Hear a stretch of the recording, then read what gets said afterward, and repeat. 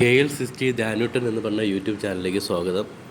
നമ്മുടെ ചാനലിലുള്ള വീഡിയോസ് നിങ്ങൾക്ക് ഇഷ്ടപ്പെട്ടാൽ ലൈക്ക് ചെയ്യാനും ഷെയർ ചെയ്യാനും അതേപോലെ കമൻസ് ചെയ്യാനും മറക്കരുത്. കാരണം നമുക്ക് നിങ്ങൾ തരുന്ന സപ്പോർട്ടാണ് ഈ ലൈക്ക്, കമൻസ്, ഷെയർ എന്ന് പറയുന്നത്. നമ്മൾ ഇന്നലെ കിംസിൽ പോയിട്ട് തിരിച്ച് വരുന്ന വഴിയിലുള്ള കാര്യങ്ങളാണ് ഈ വീഡിയോയിൽ. കാരണം ധ്യാനൂട്ടനെ കൊണ്ട് നമ്മൾ ഒരുപാട് താമസിച്ചു. ഇന്നലെ ഏകദേശം ഒരു 6-6:30 മണിയോളായി നമ്മൾ കിംസിൽ നിന്ന് ഇറങ്ങിയപ്പോഴത്തേക്ക്. അവിടെ നിന്ന് ധ്യാനൂട്ടനെ കൊണ്ട് തിരിച്ച് വീട്ടിലേക്ക് പോകാനുള്ള വഴിയിലാണ്. അപ്പോഴത്തേക്കാണ് ധ്യാനൂട്ടൻ വണ്ടിയിരുന്ന്. കാരണം ഇന്നലെ ഞാൻ ഒരു മെഡിക്കൽ സർട്ടിഫിക്കറ്റ് കിട്ടാൻ വേണ്ടിയിട്ട് കുറച്ച് താമസിച്ച് കിട്ടിയില്ല.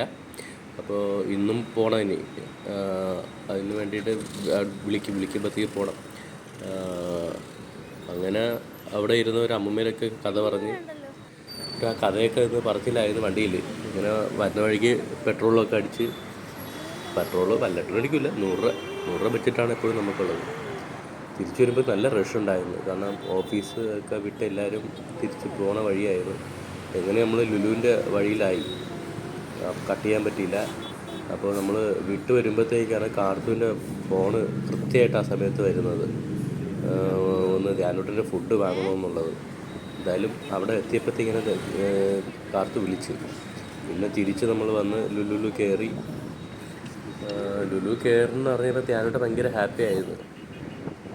കാരണം ഇപ്പോൾ കുറേ നാളുകൊണ്ട് ധ്യാനൂട്ടനെ അങ്ങ് അകത്തോട്ട് കയറ്റുന്നില്ലായിരുന്നു. വെളിയിൽ എവിടെയെങ്കിലും വണ്ടി നിർത്തിയിട്ട് അത് ഞാൻ മാത്രമാണ് പോയി സാധനം വാങ്ങാനായിട്ട് കയറിക്കൊണ്ടിരുന്നത്. ഇന്ന് പിന്നെ ധ്യാനൂട്ടനും എല്ലാവരും ഉള്ളതുകൊണ്ട് പിന്നെ അകത്ത് വണ്ടി വയ്ക്കേണ്ടി വന്ന്. അകത്ത് വണ്ടി വയ്ക്കാൻ ചെല്ലുമ്പോഴത്തേക്ക് സ്ഥലങ്ങളില്ല, നല്ല തിരക്കായിരുന്നു. കാരണം അവധി തുടങ്ങിയില്ലെങ്കിൽ തിരക്കായി. ഈ കാണുന്ന നമ്പർ എന്തെങ്കിലും അറിയാമോ? നമ്മളൊരു വണ്ടി വയ്ക്കാൻ പോകുമ്പോഴത്തേക്ക് അവിടെ ഈ നമ്പർ നമ്മൾ ഫോട്ടോ എടുത്ത് വയ്ക്കും. കാരണം തിരിച്ച് ചിലപ്പോൾ വണ്ടി എവിടെയാണ് വയ്ക്കുന്നതെന്നുള്ളത് ചിലപ്പോൾ അറിയാൻ പറ്റും. അത് അറിയാൻ വേണ്ടി ഫോട്ടോ എടുത്ത് വയ്ക്കും. അപ്പോൾ ഇപ്രാവശ്യം നമുക്കൊരു പ്രത്യേകത എന്താ വെച്ചാൽ ഇന്നിപ്പോൾ ധ്യാനൂട്ടനെ ഫുള്ള് നടത്തിക്കാനുള്ള പരിപാടിയാണ്.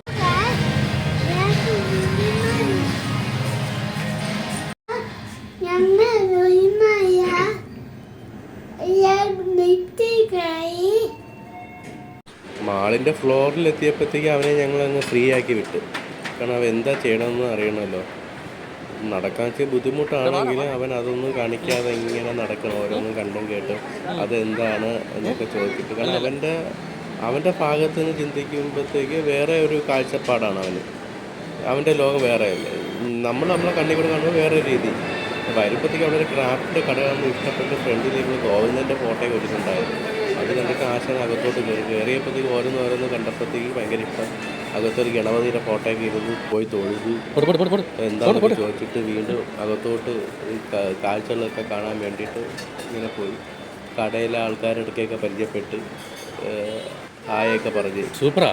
അങ്ങനെ വീണ്ടും എങ്ങനെയെങ്കിലുമൊക്കെ തിരിച്ചിറക്കി, കാര്യങ്ങളൊക്കെ പറഞ്ഞ് തിരിച്ചിറക്കി. ഒന്നിൽ തൊടലെന്ന് പറഞ്ഞിട്ടാണ് തിരിച്ചിറക്കി. വീണ്ടും അവന് അതിൻ്റെ അകത്ത് തന്നെ കിടന്ന് കറങ്ങണം. കാരണം പല കുഞ്ഞു സാധനങ്ങളും കണ്ടപ്പോഴത്തേക്ക് ഇരിക്കുകയല്ലേ. അത് കണ്ടപ്പോഴത്തേക്ക് ഭയങ്കര ഇഷ്ടം.